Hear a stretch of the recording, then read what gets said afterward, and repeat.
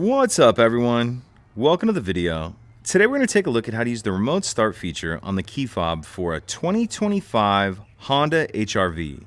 So taking a look at the HR-V key fob, this button here that's almost a full circle and says hold on it, that's going to be the remote start button. In order to use the remote start, I'll press the lock button, then I'm going to hold that button down for about 3 or 4 seconds. The vehicle will respond by flashing its lights and starting. The HR-V will run for 10 minutes before automatically turning itself off if we don't get in and start it.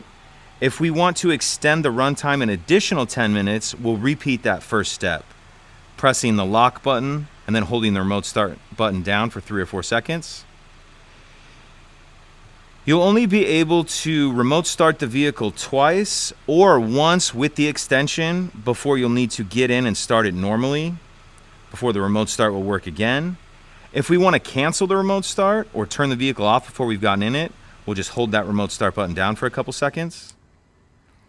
As you can see, it'll turn the vehicle off. Let's go ahead and remote start it again. Lock, remote start button. Now, in order to drive the vehicle, what we'll need to do is get in, and then just as you normally would, before you'll be able to drive, you'll need to press the brake, stop start button, and now you're ready to drive and everything will function as normal. If you have any questions, please let me know. If you could take a second to like and subscribe, it helps us out, and I'd appreciate it. Thank you.